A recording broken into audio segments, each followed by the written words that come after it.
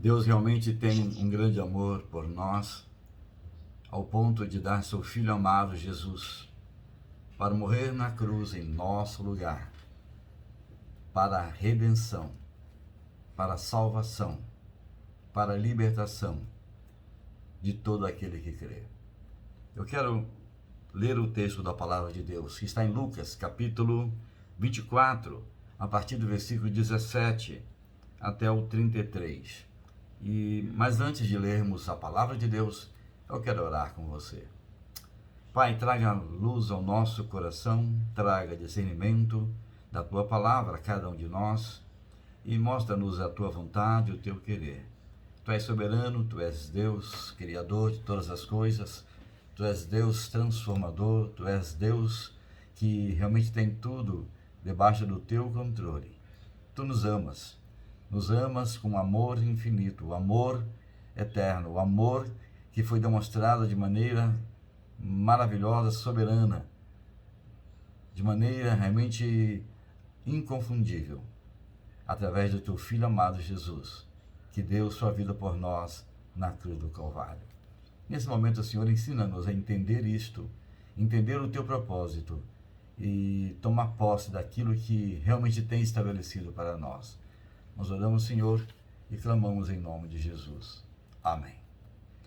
Lucas, capítulo 24, a partir do versículo 17.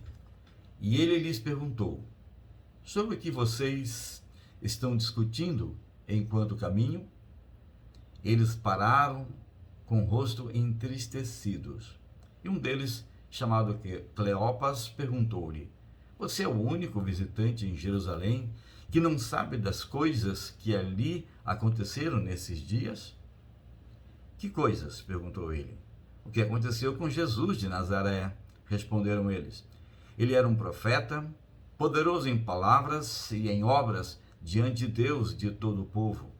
Os chefes dos sacerdotes e nossas autoridades o entregaram para ser condenado à morte e crucificaram. E nós esperávamos que era ele que ia trazer a redenção a Israel. E hoje é o terceiro dia desde que tudo isso aconteceu. Algumas das mulheres entre nós nos deram um susto hoje. Foram de manhã bem cedo ao sepulcro e não acharam o corpo dele. Voltaram e lhes contaram ter tido uma visão de anjos que disseram que ele está vivo. Alguns dos nossos companheiros foram ao sepulcro e encontraram tudo exatamente como as mulheres tinham dito, mas não o viram. E ele lhes disse: como vocês custam a entender e como demoram a crer em tudo que os profetas falaram? Não devia o Cristo sofrer essas coisas para entrar na sua glória? E começando por Moisés e todos os profetas, explicou-lhes o que constava a respeito dele em todas as Escrituras. E ao se aproximarem do povoado para o qual estavam indo, Jesus fez como quem ia mais adiante. Mas eles insistiram muito com ele: fique conosco, pois a noite já vem, o dia já está quase findando. Então ele entrou para ficar com eles. E quando estava à mesa com eles, tomou o pão e deu graças, partiu-o e deu a eles. Então os olhos deles foram abertos e o reconheceram, e ele desapareceu na vista deles. Perguntaram-se um ao outro: não estava queimando nosso coração enquanto ele nos falava no caminho e nos expunha as Escrituras? Levantaram-se e voltaram imediatamente para Jerusalém. Ali encontraram os 11 e os que estavam com eles reunidos, que diziam: é verdade, o Senhor ressuscitou e apareceu a Simão. Então os dois contaram o que tinham acontecido no caminho e como Jesus fora reconhecido por eles quando partia o pão. Aqui o contexto desta primeira parte da mensagem é o contexto sobre a crucificação de Jesus, sobre a morte e crucificação de Jesus. Realmente Jesus temia, que após a sua morte e ressurreição houvesse um desânimo, houvesse até uma certa apatia, um certo retorno à vida sem o propósito maior que ele tinha estabelecido. E por isso ele disse que eles deviam ficar em Jerusalém. Nós vamos ver daqui a pouco sobre esse fato. Mas o fato aqui é que 2 discípulos, entre eles Cleopas, estavam desanimados, estavam tristes e estavam assim desesperançados com os acontecimentos. Por quê? Jesus, o Salvador, Jesus, o Filho de Deus, Jesus, aquele que realmente demonstrou amor por eles, Jesus que conviveu com eles, Jesus que estendeu a mão, Jesus que os ensinou a obedecer a Deus, os ensinou a ter propósito de vida. Jesus, aquele que realmente disse ser o Salvador e que era necessário morrer na cruz e que era necessário a ressurreição e que era necessário acontecer a sua morte, o seu sofrimento, que era necessário tudo o que aconteceu. Mas esse Jesus agora disse que ressuscitaria ao 3º dia e esse Jesus não ressuscitou até aquele momento. Então os 2 estavam voltando para Emaús, para a sua vida comum, para a sua cidade, onde moravam, onde viviam, onde conviviam. E nessa caminhada, é uma caminhada mais ou menos de 32 quilômetros, eles iam conversando entre si sobre os fatos, com muita tristeza e ponderando sobre aquilo que ouviram de Jesus, ponderando sobre a expectativa que eles tinham. No versículo do capítulo 24, versículo 21, ele diz assim: nós esperávamos que era ele que ia trazer a redenção a Israel. Aqui tem a palavra redenção. Eles esperavam a redenção.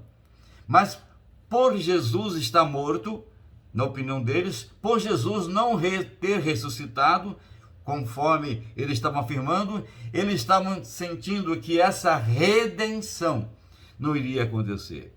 O que é redenção?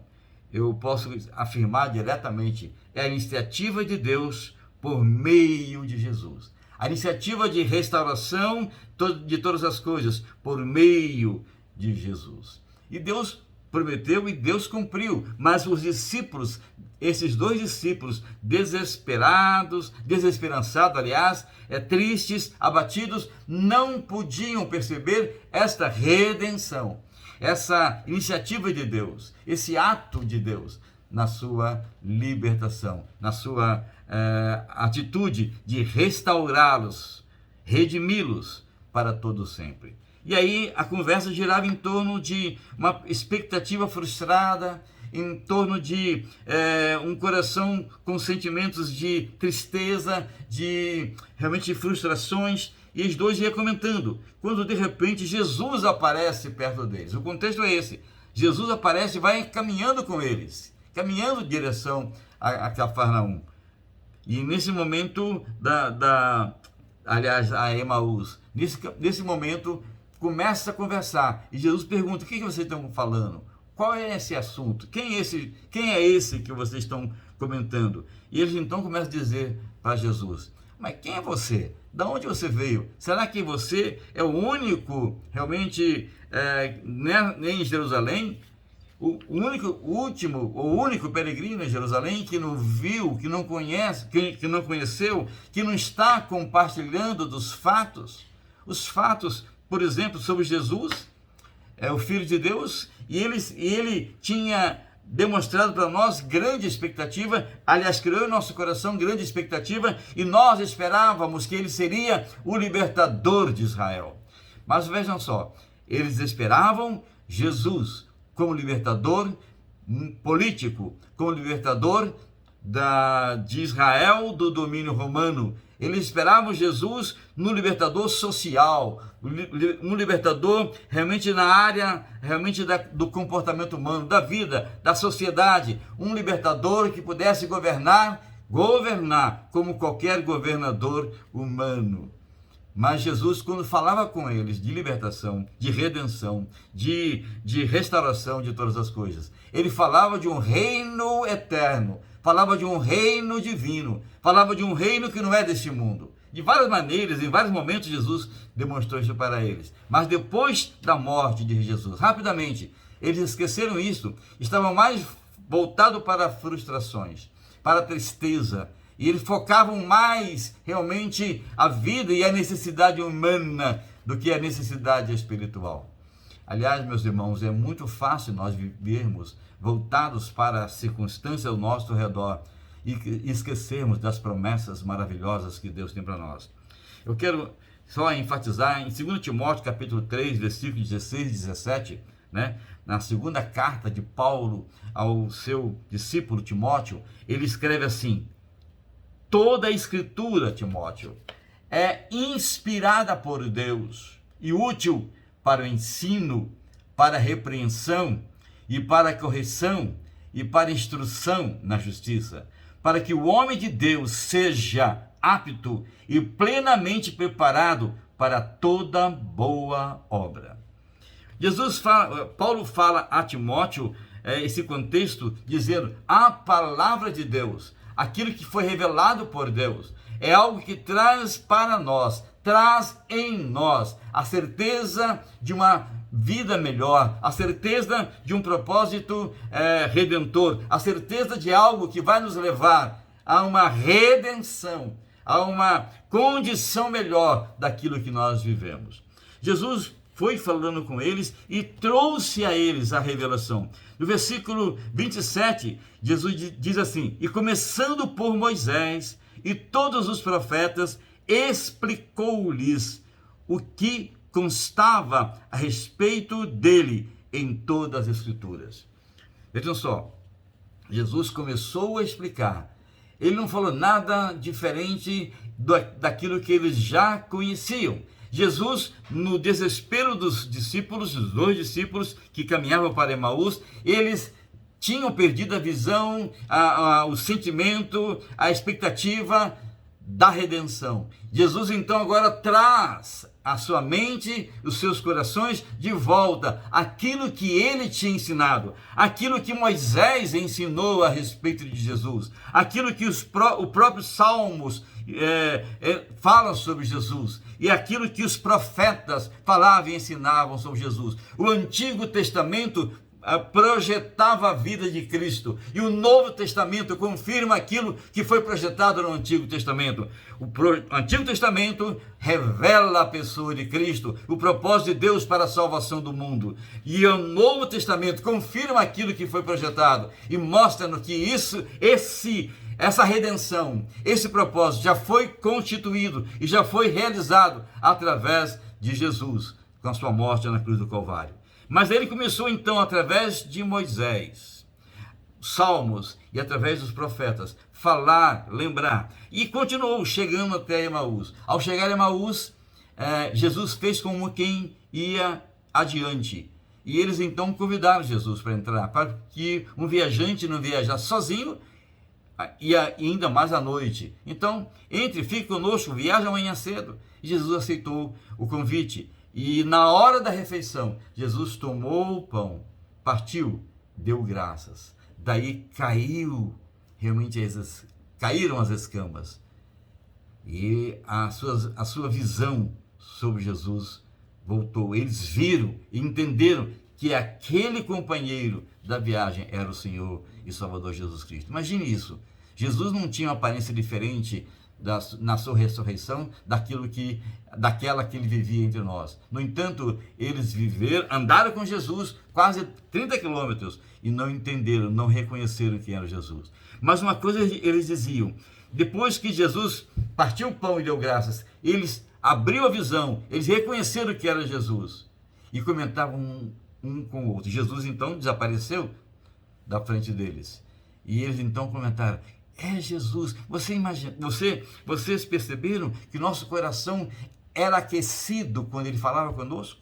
Alguma coisa acontecia no nosso coração, alguma coisa acontecia dentro de nós e nós não percebemos. Eu quero só explicar, meu irmão. A palavra de Deus é discernida em nossos corações pelo poder do Espírito Santo. No caso aqui, Jesus é o Consolador que estava com eles. E no caso aqui, Jesus trouxe a eles a revelação, mas usou a revelação que já foi dada no Antigo Testamento sobre ele. Ele não criou novas palavras, ele não fez de forma diferente, ele apenas começou. Olha o que Moisés disse sobre o Messias, olha que o próprio Salmos fala sobre o Messias, olha que os profetas falam sobre o Messias, dizendo e sabendo que era ele. Olha o que essas pessoas, o que essas afirmações falam e trazem sobre o Messias. No caso, seria ele. Mas isso é uma parte. No decorrer, a consequência é que eles voltaram para Jerusalém. E quando chegaram em Jerusalém, realmente encontraram os 11 discípulos reunidos. E ali, um outro contexto, né? Voltaram. E ali encontraram os 11 e os que estavam com eles reunidos, que diziam: é verdade, o Senhor ressuscitou e apareceu a Simão. Então os dois contaram o que tinha acontecido no caminho e como Jesus fora reconhecido por eles quando partia o pão. No versículo 44, aí agora Jesus falando a esses homens, os 11. Então estavam os 11 reunidos, chegou mais Cleopas, chegou o outro que estava com Cleopas, tudo indica que seja o próprio Lucas, que escreveu o livro, né, sobre o fato, e daí Jesus apareceu a eles. E aí, no capítulo 24 ainda, versículo 44, apareceu e disse-lhes: foi isso que eu lhes falei enquanto ainda estava com vocês.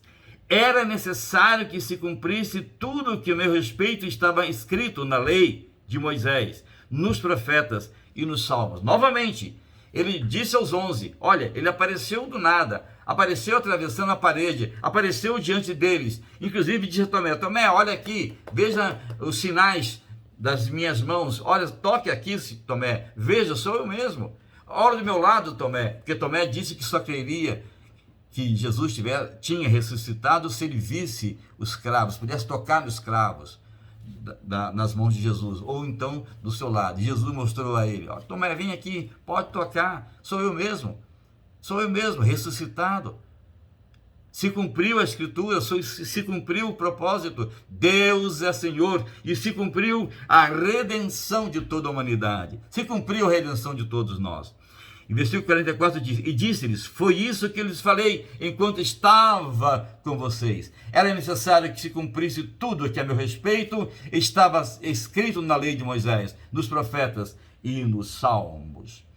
Então lhes abriu o entendimento para que pudesse compreender a Escritura. Olha só, mais uma vez, lhes abriu o entendimento para que pudessem compreender as Escrituras. Você só poderá compreender as Escrituras, aquilo que se refere à redenção, à salvação, à remissão, o propósito de Deus, se você for discernido pelo poder do Espírito Santo. E Jesus, sabendo disso, ele deixou-nos, em João 16 fala que ele deixou-nos o Consolador, que é o Espírito Santo, que habita em nós. E o Espírito Santo que faz-nos entender a palavra, é o Espírito Santo que nos leva à oração, é o Espírito Santo que nos capacita a amar, é o Espírito Santo que nos dá poder para testemunhar, é o Espírito Santo que nos leva a confiar em Deus, apesar de todo o contexto que vivemos. É o Espírito Santo que faz a obra redentora de Jesus na vida da igreja. A obra de Deus só pode acontecer no poder e discernimento e do Espírito. E quando você buscar a Deus de todo o coração e pedir que o Espírito Santo revele a você, ele o fará e você entenderá, pelo poder do Espírito, todo o propósito de Deus para a sua vida. Não é argumento humano, não é um propósito humano, é algo divino.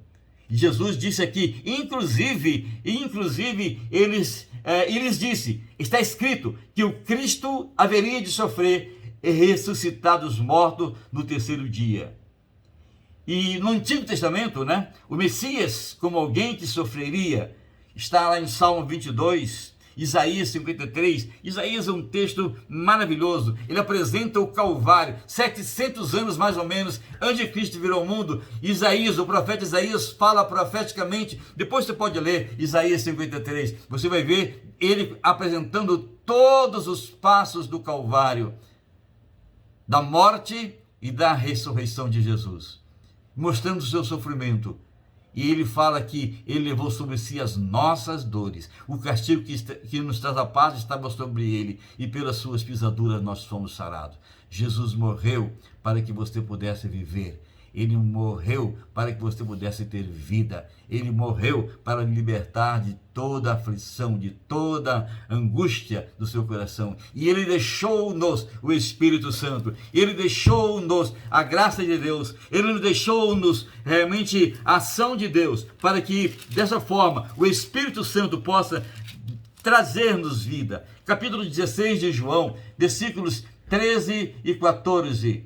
Aliás, vou ler do versículo 12. Tenho ainda muitos que lhes dizer, mas vocês não podem suportar agora. Mas quando o Espírito da verdade vier, ele está falando, e os guiará a toda a verdade, porque não falará de si mesmo, falará apenas o que ouvir de Jesus, e lhes anunciará o que está por vir. Ele me glorificará a Jesus, porque receberá do que é meu, de Jesus, e tornará conhecido a vocês. Tudo que pertence ao Pai é meu, por isso eu disse que o Espírito receberá do que é meu e tornará conhecido a vocês. O Espírito Santo veio para glorificar Jesus Cristo. Ele não falou nada e não fez nada de si mesmo. O que o Espírito Santo fez é revelar Jesus, é manifestar a glória de Jesus, é continuar a obra de Jesus. E assim como Jesus veio para revelar o Pai, Jesus Cristo não fez nada de si mesmo, ele veio para glorificar o Pai. Ele veio para manifestar a glória do Pai. E Jesus, assim como Jesus glorificou o Pai, o Espírito glorificou o Filho. Assim como Jesus fez a obra salvadora, libertadora do Pai, o Espírito confirmou esta obra em nossos corações. E você não poderá, volto a dizer, entendeu a obra a não ser pelo poder desse Espírito. Eram as três divisões principais que tinha na lei judaica, na Bíblia judaica, que era os profetas, Moisés, né? Os profetas e os salmos. Os salmos era o livro daquela época que já trazia as profecias sobre Jesus. Entre os salmos tinha também livros poéticos. E também dentro do cânon havia realmente o conceito e as doutrinas e as leis de Moisés que apontavam para Cristo. Aqui tem coisas maravilhosas, o tempo não nos permite falar do tabernáculo. O tabernáculo é a expressão viva de Jesus Cristo. Todo o simbolismo do tabernáculo apontava para Jesus, inclusive os sacrifícios, quando o cordeiro era oferecido para perdão dos pecados. Não era que o cordeiro tirava o pecado, lá no Antigo Testamento. No Antigo Testamento, o animal oferecido representava a Jesus Cristo, que viria e confirmaria e libertaria de todo o pecado para sempre. Mas naquele momento, no Antigo Testamento, aquela cerimônia apontava para Cristo. O Antigo Testamento aponta para um Cristo que viria. Nós, no Novo Testamento, apontamos para um Cristo que já veio, que já realizou a obra que foi dita no Antigo Testamento. E nesse sentido que o tabernáculo apresenta, Jesus é apresentado em Hebreus sobre o sumo sacerdote, como sendo o sumo sacerdote, segundo a ordem de Melquisedeque, segundo a ordem de alguém que não tinha princípio nem fim, não tinha genealogia, não tinha nenhuma essência que demonstrasse que era humano. Melquisedeque aparece na história, no capítulo 19 de Gênesis, tomando o dízimo de Abraão e sendo apresentado como sacerdote segundo de Jerusalém, de Salém, um sacerdote divino, eterno. E aí em Hebreus 7 fala que Jesus é segundo a ordem de Melquisedeque, também eterno, sem princípio nem fim, alguém que tem o propósito da eternidade, que tem todas as coisas em suas mãos. E esse Jesus, apresentado no tabernáculo, no sacerdócio, é o mesmo Jesus. E inclusive tem um texto bíblico que fala que Jesus tabernaculou entre nós. Ele cumpriu todo o propósito, toda a figura, toda a ação ritualística do tabernáculo, fazendo cumprir em nós, através do seu sangue remidor na cruz do Calvário. Quando pensamos nessa verdade da redenção, a redenção de Jesus para conosco, nós olhamos, né?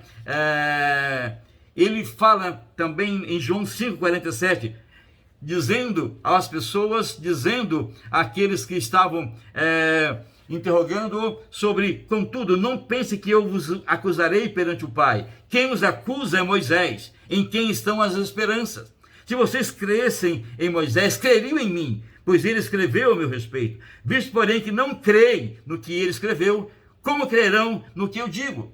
Ele disse, eu não os acuso de nada. Jesus não veio para acusar, ele veio para resgatar, ele veio para libertar. Mas ele diz, quem os acusa é a lei de Moisés, que vocês conhecem bem. E vocês, não obedecendo a lei que fala sobre mim, vocês são acusados pela própria lei. Ele volta novamente a dizer, o que afirmam a verdade sobre mim, a verdade que traz libertação ou de acusação, é a verdade que já foi escrita através de Moisés, através dos profetas, através do livro de Salmo. E daí nós começamos a pensar, né, naquilo que nós podemos entender. No contexto da vida cristã, quando eu obedeço e pelo movido pelo Espírito, torno-me uma nova criatura. Algumas coisas começam a acontecer em minha vida. A vida nova é um relacionamento correto com Deus. E tornam-se possíveis através de atos redentivos de Deus, em Jesus Cristo. Deus, pelo Espírito, age para conceder-nos vida nova e colocar-nos num relacionamento com Ele. À medida que nos arrependemos da nossa fé, e a nossa fé reage positivamente à sua graça. Quando nos arrependemos e buscamos, vamos crescendo na comunhão com Deus, crescendo pela palavra. A palavra é útil para corrigir, para redarguir, para nos elevar e para nos edificar. A palavra é a escrita, não verá coisa nova. A palavra de Deus é imutável, a palavra de Deus é profunda, é inspirada por Deus para nossa manifestação, para a manifestação da sua glória e para nosso arrependimento e para a nossa comunhão com Deus. E à medida que nós arrependemos, a nossa fé reage positivamente à sua graça. E aí nós alcançamos. Tem algumas palavras que nós podemos enfatizar, que nos leva a crescer na vida cristã. Por exemplo, justificação, regeneração, adoção, santificação e restauração. Falam significativamente sobre a entrada e continuidade de uma nova vida. Você precisa entender o que é justificação. É um termo legal que enfatiza que, através de um novo relacionamento com Jesus Cristo, as pessoas são de fato consideradas justas, sendo libertas tanto da culpa quanto da penalidade de seus pecados. Para ser libertos é preciso que haja realmente sejamos justificados, e só podemos fazê-lo através da nossa obediência à palavra, aquilo que já foi escrito para a nossa justificação. Também a palavra regeneração é fundamental no desenvolvimento da minha vida, da minha nova vida, que é um termo biológico que ilustra que através de um novo relacionamento com Cristo, pode-se ter de fato uma nova vida, uma nova natureza espiritual, capaz de crer, amar e obedecer a Cristo Jesus como o Senhor. O crente é nascido de novo e é uma nova criatura. A vida antiga é passada, agora uma vida nova se inicia. Você pode ter uma vida nova, desde que você realmente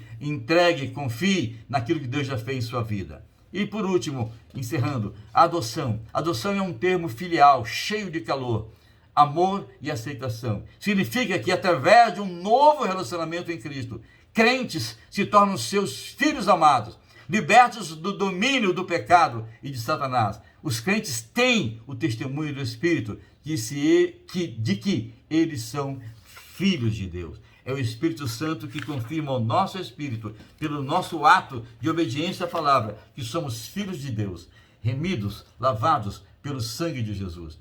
Há possibilidade, sim, de você ter uma vida vitoriosa, redimida, restaurada, para o poder de honra e glória do Senhor. Não é algo que você faz, é algo que Deus faz em você. Se você crer de todo o coração, se você buscar a Deus de todo o coração, se você buscar a Deus no profundo da sua alma, se arrependido, se quebrantar diante dele, ele restaurará a sua vida, ele restaurará sua condição, ele redimirá, te dará a redenção dos seus pecados e levará uma vida nova, cheia de vitória.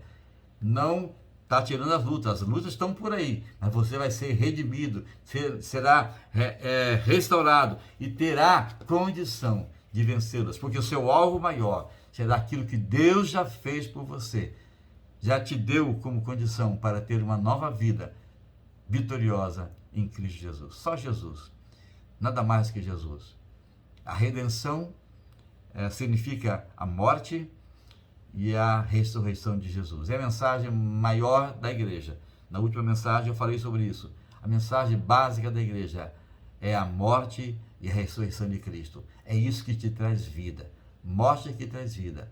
E a ressurreição que completa essa vida. E a ressurreição faz você viver uma vida vitoriosa a cada dia, a cada momento. Vamos orar? Feche os olhos e olhe comigo nesse momento. Senhor Deus, nós nos prostramos diante de Ti. Meu Deus, e pedimos que Tu venhas, pelo Teu Espírito, revelar a Tua vontade em nossos corações. Revelar, Senhor, realmente o Teu propósito. Revelar, Senhor, realmente o plano que Tens para a nossa redenção. Sabemos que pelo Teu Filho amado Tu tens vindo até nós.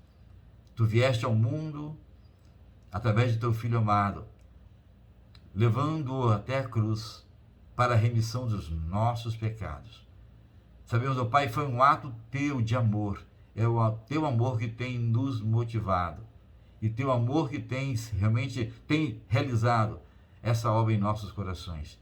Leva-nos a entender isso pelo Teu Espírito. Meu Deus, leva as pessoas que nos ouvem agora, a cada um. Tu conheces cada um daqueles que estão conosco agora. Visite seus corações e mentes, para que eles saibam entender e ver aquilo que estás fazendo e ter a base das suas vidas transformada pelo poder glorioso do nome santo de Jesus. Pai, obrigado por esse momento, pela Tua palavra que nos redime, que nos transforma. Obrigado, Deus, por tudo aquilo que tem nos dado como esperança de vida, como esperança da fé em Cristo Jesus. E em nome dEle nós oramos, em nome dEle nós te agradecemos, em nome dEle nós nos prostramos, hoje e sempre. Amém. E agora, irmãos, que a graça de nosso Senhor e Salvador Jesus Cristo, o amor de Deus, nosso eterno e glorioso Pai, e que a consolação do Espírito Santo esteja com todos vós, com todo o povo de Deus, discernindo a vossa mente e coração quanto ao propósito eterno do Senhor, através de seu Filho amado Jesus, hoje e sempre. Amém.